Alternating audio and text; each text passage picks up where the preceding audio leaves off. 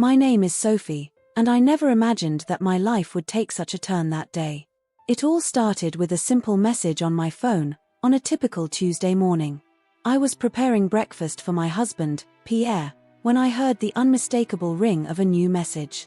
That's strange, I thought as I saw my mother-in-law's name, Elizabeth, appear on the screen. Elizabeth and I had never been close. In fact, since my marriage to Pierre 3 years ago, our interactions had been limited to polite but cold exchanges at the obligatory family gatherings. The message read, "Sophie, I'd like to invite you to dinner this Friday evening at the restaurant Le Chateau d'Or. Pierre is not invited. I hope you can make it. Elizabeth." I had to reread the message several times to make sure I wasn't dreaming. The Chateau d'Or was one of the most prestigious and luxurious restaurants in Paris. It was said that even celebrities had to wait months for a table. And here was my mother-in-law, who had never spoken more than 2 consecutive sentences to me, inviting me to dinner. Without Pierre. "Honey," I called, "you'll never guess what just happened." Pierre entered the kitchen, his tie still untied around his neck. "What's the matter, mon amour?" I handed him my phone, letting him read the message himself. His eyebrows furrowed in confusion. "This is unexpected," he said slowly. "Are you going to go?" I hesitated. On the one hand, the idea of spending an evening alone with Elizabeth terrified me. Our rare past interactions had always been tense, and I felt that she had never really accepted me as her son's wife. But on the other hand, maybe this was the opportunity I'd been waiting for so long. A chance to break the ice, to create a bond with this woman who seemed to hate me for no reason. "I think I should go," I finally said. "Maybe she wants to make an effort to bring us closer together." Pierre nodded, but I could see the concern in his eyes. "Be careful, okay? My mother can be difficult sometimes." The next few days were a whirlwind of anxiety and anticipation. I spent hours choosing the perfect outfit, finally opting for an elegant black dress that Pierre had given me for our anniversary. I mentally rehearsed dozens of conversation topics, hoping to find common ground with Elizabeth. Friday evening arrived faster than I could have wished. As I stood in front of the mirror, adjusting my hair one last time, Pierre embraced me from behind. "You look beautiful," he whispered. "Don't forget, whatever happens tonight, I love you." His words warmed my heart, but they also rekindled my apprehension. Why did he look so worried? Did he know something I didn't?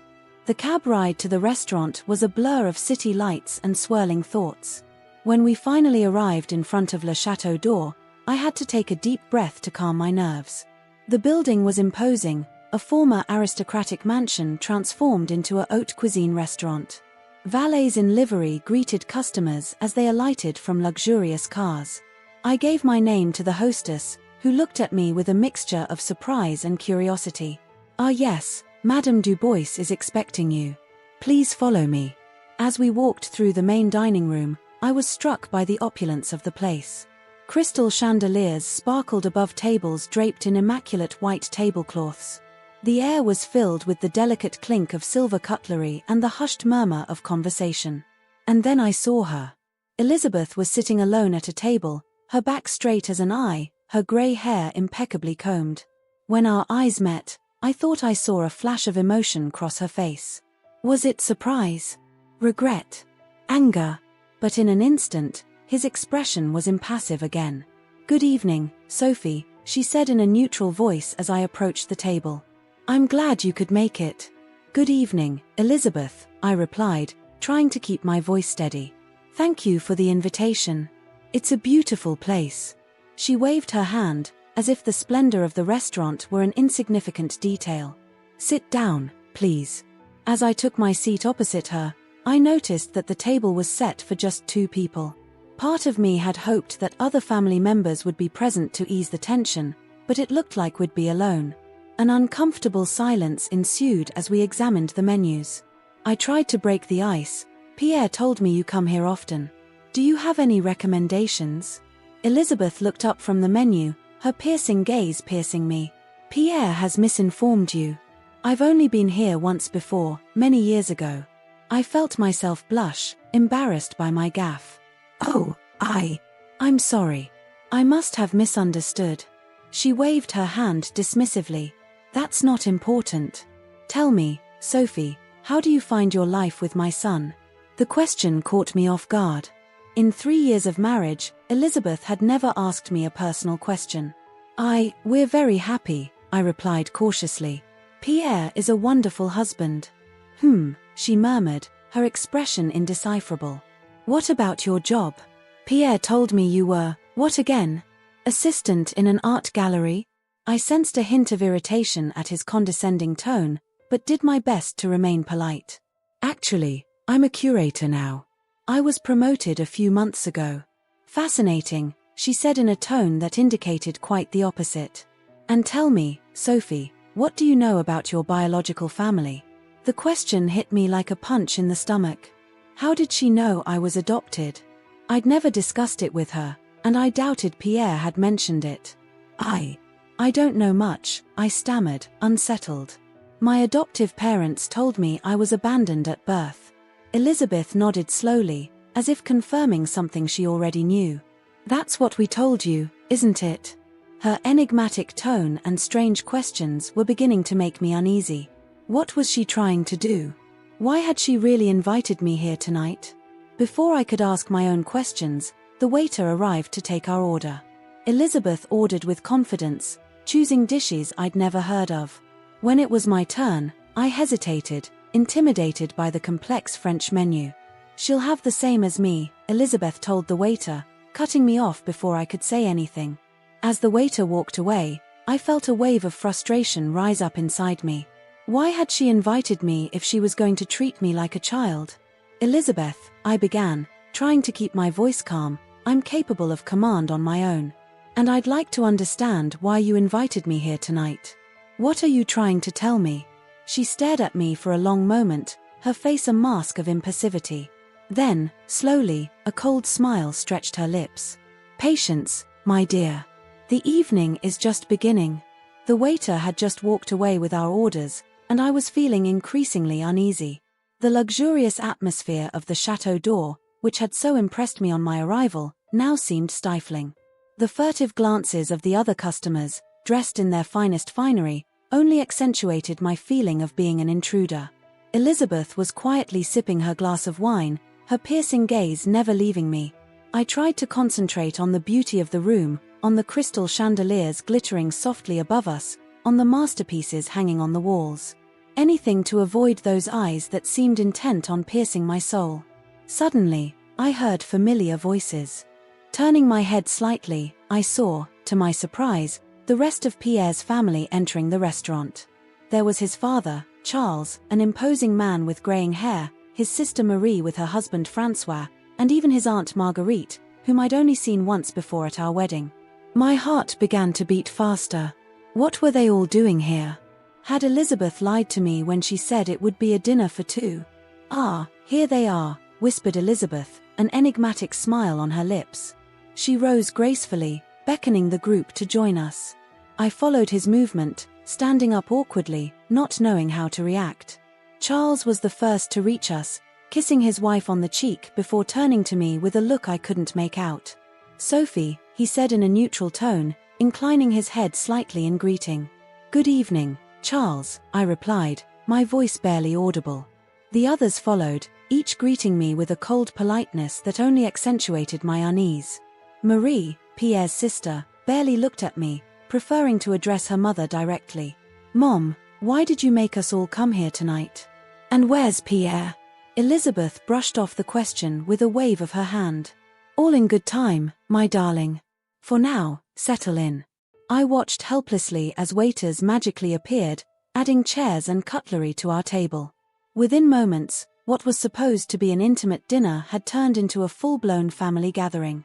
And there I was, in the middle of it all, feeling more like an outsider than ever. As everyone was settling in, I noticed with a twinge that there was no place for me.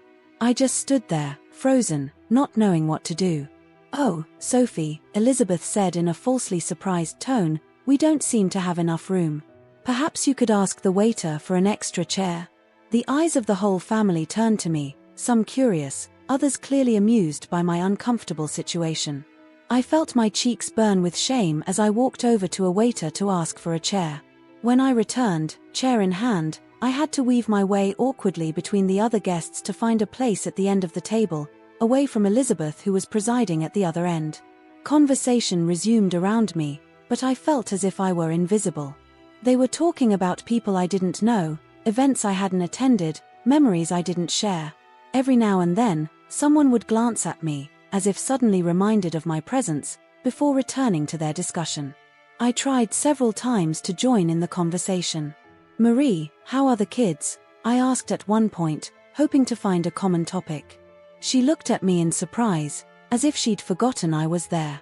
"They're fine," she replied curtly, before immediately turning to her Aunt Marguerite to resume their earlier conversation. The meal began to arrive, dish after dish of refined cuisine that I could barely appreciate as my stomach was in knots. I noticed that my plate was slightly different from the others, as if I'd been served a simplified version of the menu. "So, Sophie," Charles suddenly called out in a loud voice, drawing the attention of the whole table, "how do you like working in an art gallery? It must be interesting looking at paintings all day." His condescending tone was obvious, and I saw several family members exchange amused glances. I took a deep breath, trying to keep my composure. "Actually, my job involves a lot more than just looking at paintings," I began, trying to explain the complexities of my curatorial role. But before I could continue, Elizabeth cut me off. "Oh, don't be modest, Sophie. I'm sure it's a very entertaining job. Now, Charles, tell us how this new international project is going." And just like that, I was excluded from the conversation again. I looked down at my plate, playing with my food more than eating it. How could Pierre have come from such a cold, contemptuous family? And why had they brought me here tonight if it was to ignore and belittle me? As the evening wore on, I felt increasingly uncomfortable. Every time I tried to speak, someone would cut me off or divert the conversation. The looks Elizabeth gave me were indecipherable, a mixture of curiosity and something almost resembling pity. At one point, as dessert was being served, I heard Marie whisper to Francois, "I still don't understand why she's here. It's not like she's really part of the family." These words hit me like a dagger. I felt tears welling up in my eyes, but I forced myself to hold them back. I wouldn't give them the satisfaction of seeing me cry. I glanced at my phone, desperately hoping to see a message from Pierre, an explanation, anything. But the screen remained hopelessly blank. As I contemplated excusing myself and leaving, claiming a headache or some other emergency, Elizabeth suddenly stood up, drawing everyone's attention. "My dears," she announced, "I have an important announcement to make. The reason I've gathered us all here tonight." Her gaze landed on me, and I felt a shiver run down my spine. What was she going to say? Why had she orchestrated all this? But before she could continue, a movement near the restaurant entrance caught my attention. I turned my head and my heart leapt into my chest. It was Pierre. He stood there, looking confused and worried, scanning the room for something, or someone. When our eyes met, I saw his face break. In an instant, he was at my side. "Sophie, I'm sorry. I just saw the messages." "What's going on here?" he asked, casting an accusing glance at his mother. Elizabeth, far from being fazed by her son's unexpected arrival, simply smiled. "Ah, Pierre. You're just in time. I was about to make a very important announcement concerning your dear wife." Silence fell over the table, all eyes riveted on Elizabeth. I felt Pierre's hand squeeze mine under the table, and for the first time all evening, I felt supported, protected. But as Elizabeth opened her mouth to continue, a man I'd never seen before approached our table. Tall, distinguished, he exuded an aura of authority that immediately captured everyone's attention. Elizabeth turned to him, a triumphant smile on her lips. "Ah, there you are at last. Let me introduce you." The arrival of this mysterious man seemed to suspend time in the room. All eyes were on him, including my own. There was something familiar in his features, but I couldn't put my finger on it. Elizabeth stood up, a triumphant smile on her lips. "My dears, may I introduce Antoine Leroy, the owner of this magnificent establishment." A murmur of excitement ran through the table. The Chateau d'Or was renowned for its discreet owner, rarely seen in public. What was he doing here, at our table? "Antoine, I'd like you to meet my family, Elizabeth continued, making a gesture that encompassed the entire table. Then her gaze landed on me, and I felt a shiver run through me. And this is Sophie, my son Pierre's wife. Antoine looked at me, and I saw a strange emotion cross his face. Was it surprise? Recognition? Before I could think about it any further, Elizabeth spoke up again. Sophie, my dear, I hope you've enjoyed the meal so far, she said in a honeyed voice that contrasted sharply with her cold demeanor all evening. I opened my mouth to answer, but no sound came out. My throat was tight with anxiety and confusion. Oh, but I forgot, Elizabeth continued, feigning surprise. You haven't ordered yet, have you? I felt all eyes on me. Shame washed over me as I remembered that, indeed, I hadn't had the opportunity to order my own meal. I stammered, desperately searching for my words. Mom, what does this mean? Asked Pierre, his voice betraying his growing anger. Why couldn't Sophie order? Elizabeth ignored her son, turning instead to the waiter standing discreetly nearby. Could you bring a menu for Mademoiselle? It seems she's been forgotten. The waiter, visibly uncomfortable, hastened to obey. Within seconds, a luxurious menu was placed in front of me.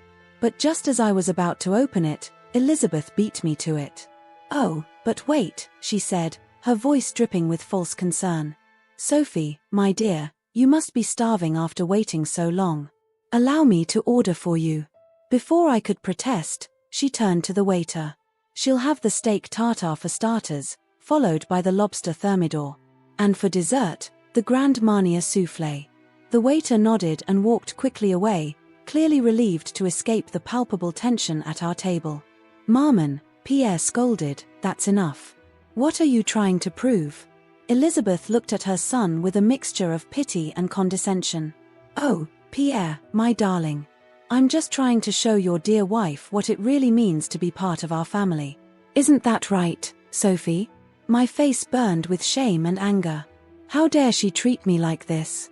How dare she make these decisions for me, belittling me in front of her whole family and a stranger? I can order for myself, I finally managed to articulate, my voice shaky but determined. An icy silence fell over the table. Even Antoine, the restaurant owner, seemed uncomfortable with the scene unfolding before him. Elizabeth stared at me for what seemed like an eternity, her gaze cold and calculating. Then, slowly, a cruel smile stretched her lips. Oh, really? She said in a sweet voice. So, tell me, Sophie, do you know the difference between a Chateau Margaux and a Petrus? Do you know how to prepare a real foie gras? Have you ever tasted authentic beluga caviar? Each question was like a stab in the dark, highlighting my lack of knowledge in this world of luxury and refinement. I felt tears welling up in my eyes, but I refused to let them fall. No, I replied, my voice barely louder than a whisper. No, I don't know all that. Elizabeth gave a scornful little laugh. Of course not. How could you? You come from a world so different from ours. Pierre stood up abruptly, his chair scraping noisily across the floor. That's enough, Mom. I won't let you treat my wife this way, but Elizabeth seemed to be on a roll, completely ignoring her son's anger. You know, Sophie, when Pierre told us he was going to marry a simple gallery assistant, we were, let's say, skeptical. But we decided to give you a chance. After all, love conquers all, doesn't it? She paused, her gaze sweeping the table, making sure she had everyone's attention. But after 3 years, it has to be said that you've made no effort to integrate into our world. You remain, how shall I put it, an outsider. I felt my heart break at those words. All these years, I'd tried so hard to fit in, to please this family that seemed to reject me at every turn. And now Elizabeth was brushing aside all my efforts, reducing me to a mere intruder. I tried, I whispered, my voice breaking. Tried, repeated Elizabeth, her tone mocking. My dear, trying isn't enough in our world. Either you measure up, or you're nothing. Antoine, who had remained silent until now, took a step forward. Elizabeth, I think that's enough. This is neither the time nor the place for. But Elizabeth cut him off with a wave of her hand. No, Antoine. She has to understand. She has to know she doesn't belong here. Those words were the last straw. All the frustration, anger, and pain I'd built up over the years exploded inside me. "How dare you?" I shouted, standing up in turn. "How dare you judge me like that? You don't even know me. You've never even tried to know me." My voice echoed through the suddenly silent restaurant. All the customers had stopped their conversations to look at us. But at that moment, I didn't care. I may have grown up in a different world from you, but at least I learned compassion, kindness, and respect. Qualities that seemed to be sorely lacking in you, Elizabeth. I saw the shock on Elizabeth's face. Clearly, she hadn't expected me to retaliate. The other members of the family seemed equally stunned, their gazes shifting from me to Elizabeth in disbelief. Pierre approached me, placing a comforting hand on my shoulder. "Sophie's right, Mom. You've gone too far. I won't allow my wife to be treated this way, even by you." Elizabeth opened her mouth to reply, but Antoine beat her to it. "I think it's time to call it a night," he said in a firm voice. "I will not tolerate this kind of behavior in my establishment, no matter who you are, Elizabeth." A heavy silence fell over the table. I felt the gazes of all the restaurant's customers on us, and shame flooded me again. But this time, it wasn't for myself that I was ashamed, it was for this family who pretended to be so refined but behaved so cruelly. "Come on, Sophie," Pierre said softly. "We're leaving." As we were about to leave the table, Antoine took a step towards us, his gaze fixed on me with a disturbing intensity. "Wait," he said. "There's something you need to know." Number of words, 1323. Would you like me to continue with the fourth topico, or would you like a more detailed version of it? Copiri tri cm continue para o proximo topico, continue desenvolvendo M. Francis, ENAO faca menos q 1000 palavras. Edit number 4. The silence that followed Antoine's words was deafening. All eyes were on him, including mine. There was something in his eyes, an emotion I couldn't decipher, that troubled me deeply. "What do you mean, Antoine?" asked Elizabeth, her voice betraying a sudden nervousness I didn't know she had. Antoine took a deep breath, his eyes never leaving mine. "Sophie," he began, his voice soft but firm, "there's something you need to know. Something you should have been told a long time ago." My heart began to beat faster. What could he possibly have to say to me, this man I'd only just met? I don't understand," I stammered, looking at Antoine and Elizabeth in turn, searching their eyes for an explanation. Antoine took another step toward me, completely ignoring Elizabeth's protests as she tried to stop him. "Sophie, I know this is going to sound incredible, but I'm your uncle." The world around me stopped. I thought my legs would give way under my weight. My uncle?" I repeated, incredulous. Pierre grabbed me by the arm, supporting me. "What does that mean?" he asked, his voice a mixture of confusion and anger.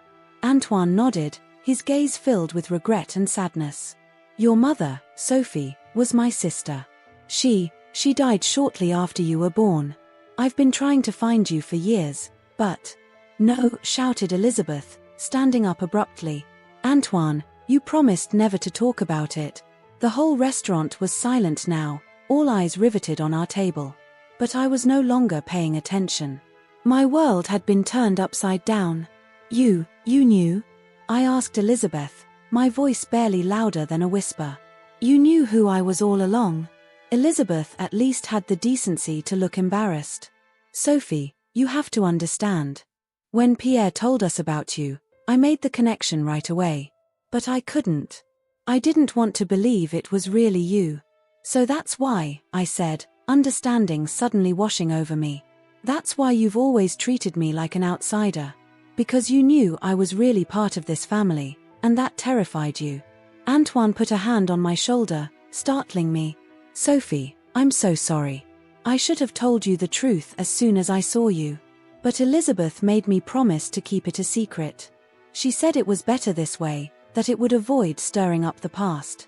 I looked around, observing the shocked faces of Pierre's family members. They didn't know anything either, I realized.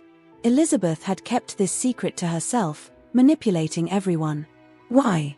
I asked, turning to Elizabeth. "Why did you hide me all this time? Why did you treat me so cruelly?" Elizabeth lowered her eyes, for the first time that evening seeming to lose her superbness. "You don't understand," she whispered.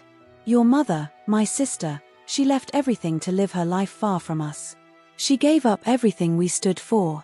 And then, when she died, leaving behind a baby, I couldn't bear the thought of you coming back into our lives, a constant reminder of what we'd lost." I felt anger welling up inside me, an anger I'd never felt before. "So you've decided to punish me? To make me pay for my mother's choices?" "No, it's not that," Elizabeth protested weakly. I wanted to test you. See if you were really worthy of being part of this family." "Worthy?" I repeated, incredulous. "Who are you to judge who is worthy or not? You've deprived me of my family, my history, my identity." Pierre, who had remained silent until now, finally spoke up. "Mom, how could you do such a thing? How could you lie to all of us all this time?" Elizabeth looked up at her son, tears shining in her eyes. "I wanted to protect you, Pierre. I didn't want you to suffer the way I suffered when your aunt left." "Protecting me?" repeated Pierre, incredulous.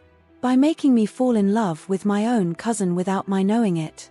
Those words hit me like a punch. Pierre and I, cousins? The horror of the situation overwhelmed me. Antoine must have sensed my dismay because he was quick to intervene. No, it's not that. Pierre, Sophie isn't your cousin. Your mother and Sophie's mother were half-sisters. You're not related by blood." Immense relief washed over me, but it was quickly replaced by a new wave of anger. "All for this," I whispered. "All these years of rejection, scorn, cruelty, for nothing." I looked around, observing the shocked and confused faces of the family members. Marie, who had always treated me with such coldness, now looked like she was about to cry.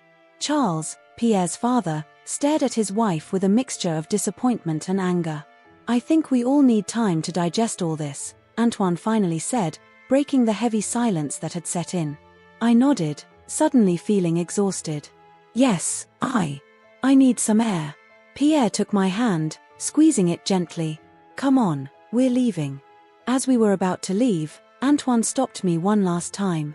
"Sophie, I know it's a lot to take in, but I'd like the opportunity to talk to you, to tell you your mother's story. If you don't mind, of course." I looked at this man, this uncle I'd just discovered, and saw in his eyes a sincerity that touched me. "All right," I finally said. "But not tonight. I need time." Antoine nodded, understanding. "Of course. Take all the time you need." As Pierre and I made our way out of the restaurant, I could feel all eyes on us. Customers, who had witnessed the whole scene, were watching us with a mixture of curiosity and pity.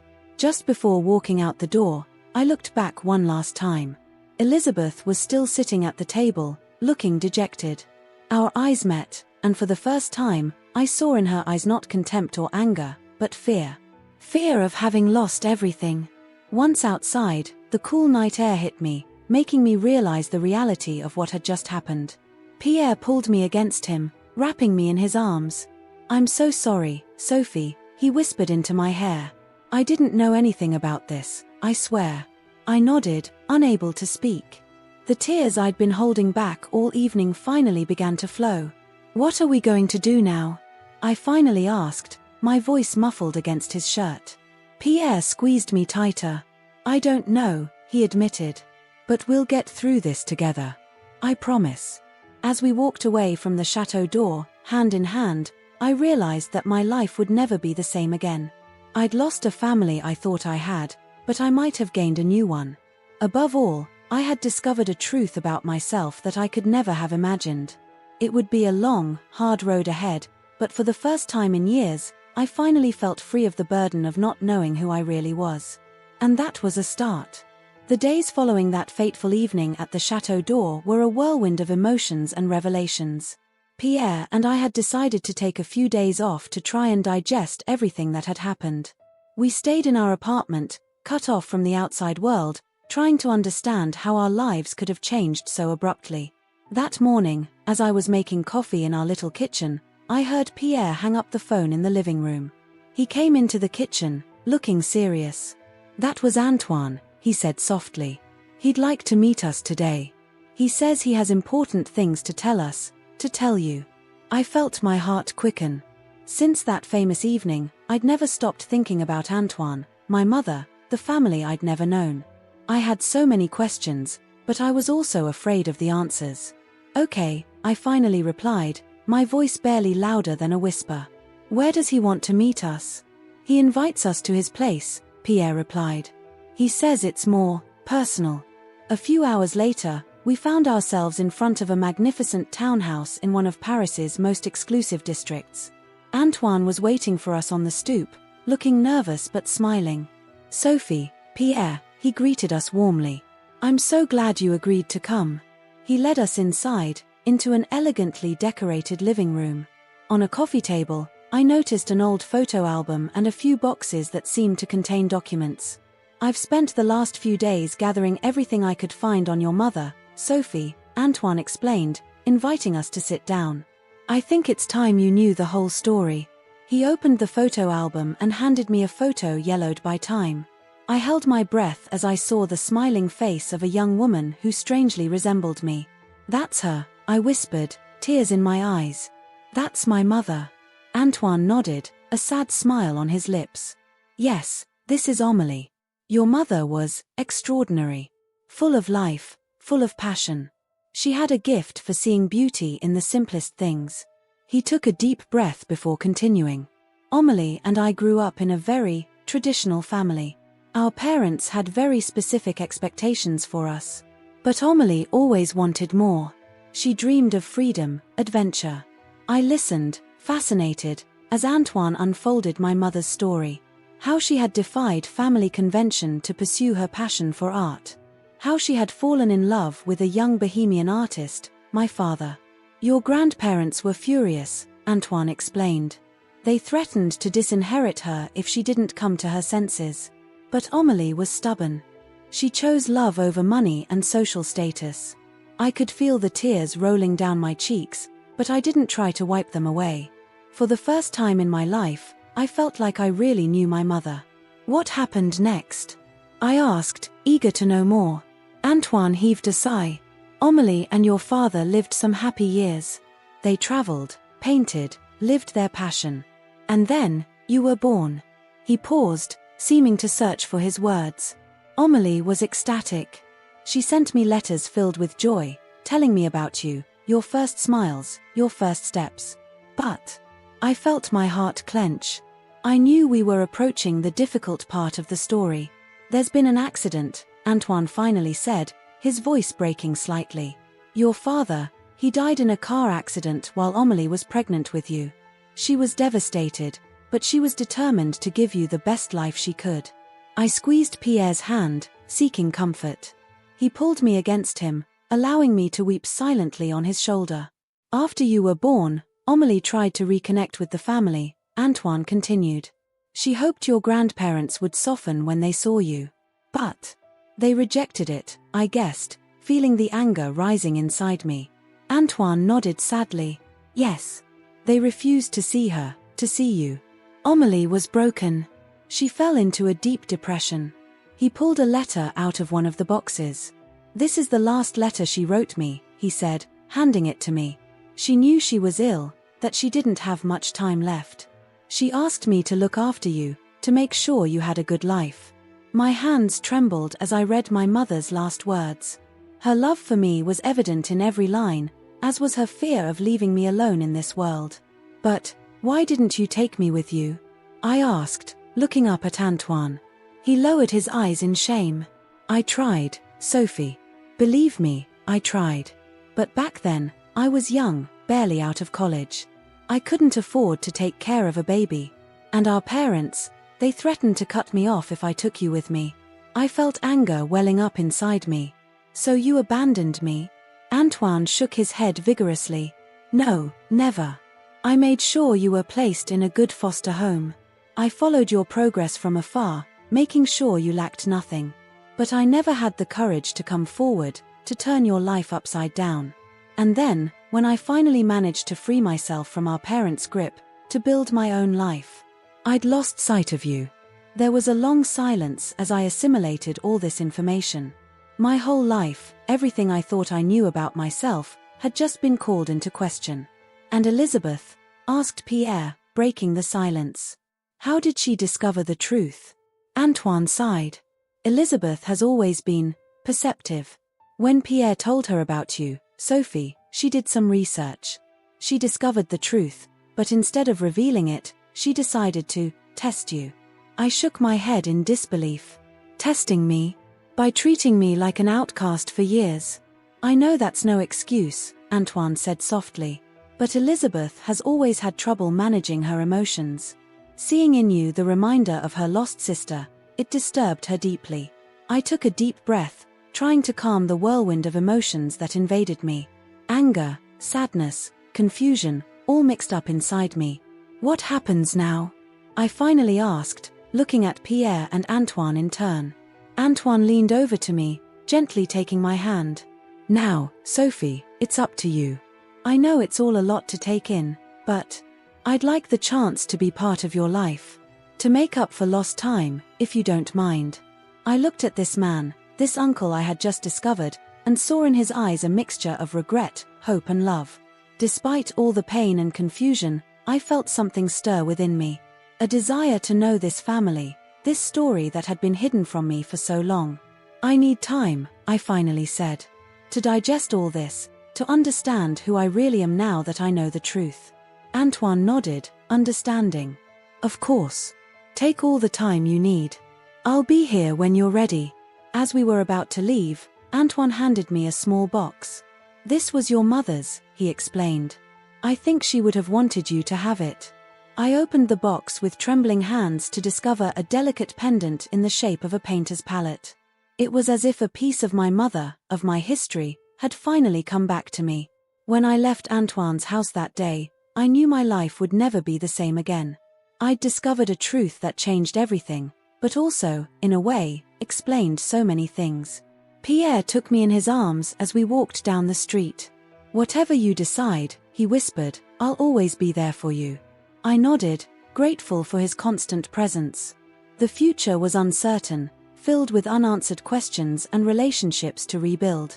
But for the first time in a long time, I felt grounded. I finally knew where I'd come from, and that gave me the strength to face what lay ahead. The road to healing and reconciliation would be a long one, but with the truth finally revealed, I was ready to take it, one step at a time.